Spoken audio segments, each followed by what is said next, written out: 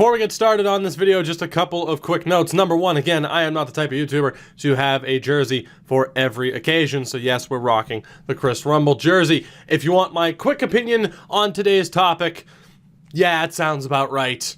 And a quick note, shout out to those that you're seeing listed on screen right now. If you missed yesterday's update video, Patreon is now a thing, and I want to give a shout out to the first few here that have joined me along for that ride.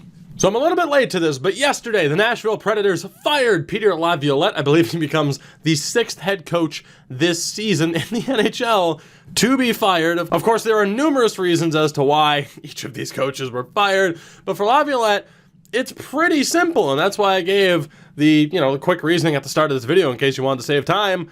It makes all the sense in the world when you look at the situation. When you think of Nashville, you're like, oh, okay, yeah, I mean, they're probably doing fine.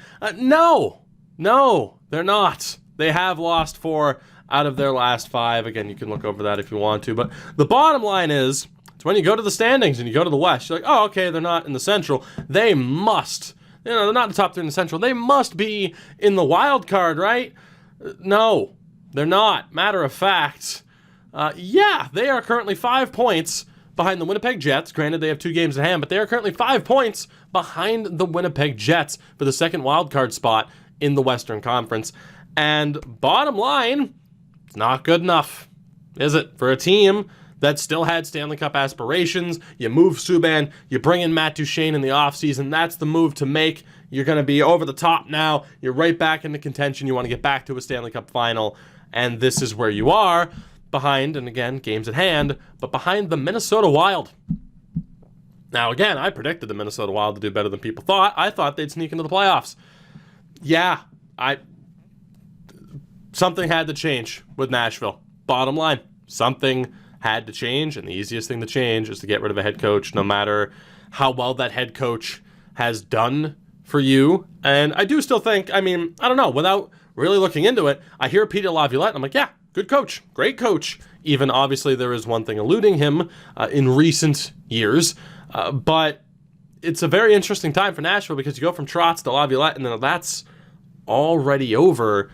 I'm going to be really intrigued, of course. I think they're one of the more interesting teams to watch now for the rest of the season and heading into next year, depending on how they handle this, because maybe it is a St. Louis situation where they rebound and do very well. Maybe not even win the Cup, but maybe they go far in the playoffs. Maybe this is just a sign of things to come for this season, and depending on who you appoint in this offseason or whoever ends up being the next head coach, if you're making a panic move, it could really, really cost you here if you make the wrong appointment for your next head coach. I mean, San Jose is in a very similar spot. No way they were going to be 8 points behind Winnipeg. Here they are. So, in terms of the rest of this season, the goal is obviously to still make the playoffs. And you could argue, I think I would, finishing behind Dallas, Colorado, St. Louis. I mean, the Central is such a tough division, sure. Finishing behind Winnipeg and Vancouver, no, especially Winnipeg. With that defense, Calgary has no excuse either. Not too many of these teams in the Western Conference have an excuse to finish behind the Winnipeg Jets. You look at Nashville and this depth chart currently, and again, this is a team that is built to succeed. Forsberg, Johansson, Arvidsson. You look at the numbers, even just point per game. Yeah, I mean, Arvidsson obviously has missed time this year. You definitely want more out of Ryan Johansson. I mean, Forsberg's been solid. But you look at this team, you are dealing with injuries right now. I mean, Matt Duchene was apparently scratched, but he's sick, so that's not a big deal. Fabro currently hurt. Sissons and Ryan Ellis currently hurt. Something had to change. Because, in fairness, yeah, you can look at this roster and just be like, okay, maybe not the strongest lineup top to bottom, but still a team that if you see them in the Stanley Cup final, you're not surprised that they're there. Laviolette had to go. So Tookie's take on this particular situation, Nashville had to do something, because this season could very well have slipped away from them if they waited that much longer and the results weren't coming. So Do I think they can turn it around and make the playoffs? Absolutely. Will they? I don't know. And that might be scary for Preds fans, but I genuinely do not know. Because like I said, you can look at this lineup, you see some guys that are underperforming. I mean, Duchesne's hurt, but right now, Turris, it's a second-line center. Grant, you're not really getting as much out of Turris and Granlund as I would think that you would want. Grimaldi's been great. Bonino, of course, started off the season hot. Now it's okay. Craig Smith, I would say, is even underperforming a little bit. But, Trennan, he's been fine for the 8 games he's played, but I don't know. Some of the names, depth-wise, scare you.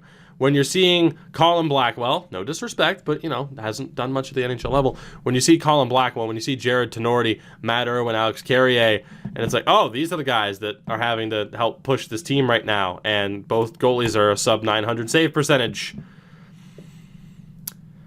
It's a scary time right now to be a Preds fan.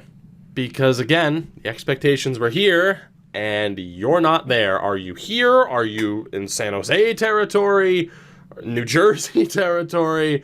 Tough to say.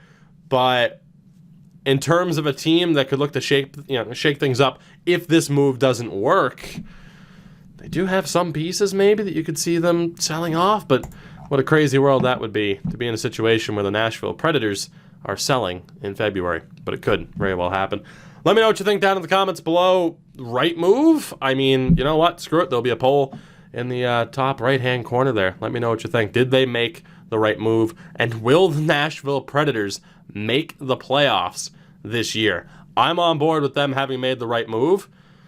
Man, whether or not they make the playoffs, I wouldn't be surprised to see that poll be close to 50-50 because I don't know. There are a lot of interesting stories, like I said, when you look at the standings, to see who's on the fringe, who you thought would make it, who's worse than you expected, who's doing worse than you expected lately, and who's been on fire lately. Of course, Pittsburgh still being in a playoff spot when half the team's essentially dead. It's been a very interesting NHL season, which is part of the reason why I wanted to talk a little bit more about it. Thank you for watching. If you stuck all the way through, drop a like on the video. I don't have to tell you to do that. You're beautiful. I love you. Check out that update video as well, as it lets you know kind of what the plan is for the channel moving forward. If you haven't already seen that, I will see you guys in the next one. And for Preds fans, have fun.